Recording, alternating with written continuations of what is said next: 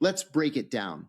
So Reza Pahlavi is the son of the Shah of Iran, who was thrown out of Iran in early 1979, February of 1979, came into exile briefly in the United States. That led to the Iran hostage crisis.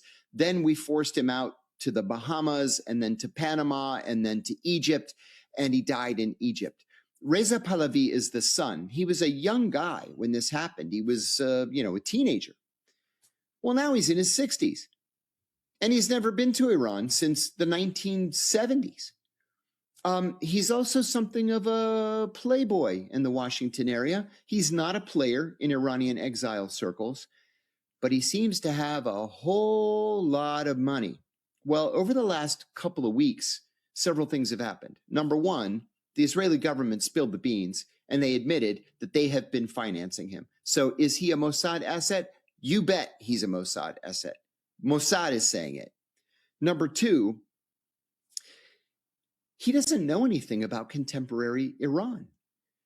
Patrick Bet-David, the big podcaster, invited Reza Pahlavi to go on his podcast a week ago. And Reza never called him back. Never even attempted to, get his name out there, get his picture out there, talk about his view of a future Iran. He's not interested. Donald Trump has been pressured by people on the neoconservative right to welcome Reza Pahlavi into the Oval Office. He would be the person that the United States would announce is going to be, the guy that we're interested in. And Trump said, no, he's not interested. I'm going to give you my own admittedly biased view. My own view is Reza Pahlavi is a joke. He's a caricature, a cartoon character. He lives in a mansion all by himself in Potomac, Maryland. Nobody pays any attention to him except these really rich Iranian exiles, most of whom are in Beverly Hills. The only people who really, really want him to be the leader of Iran are the Israelis. I'll add one other thing. As I said, the guy is a non-entity in Washington.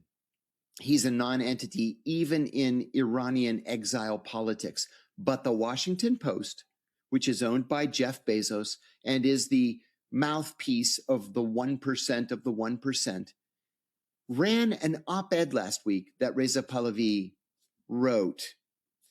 And he said that he wanted to go back to Iran to usher in a period of democracy. Like, what do you know about democracy? Your father was a fascist dictator who slaughtered his own people and who stole billions upon billions of dollars from the nation's treasury. So you think it should be you who goes back to Iran after 50 years and brings in a period of democracy? Come on, I'm insulted by that. So yeah, this guy's not going to be, I made a comment today kind of offhandedly, and the more I think about it, the more I believe it to be true. He wouldn't survive the walk from the plane to the terminal if he were to fly back to Iran. So he's not going to be the next leader of Iran. And yes, this is the CIA Mossad playbook for regime change. Yes, resist it.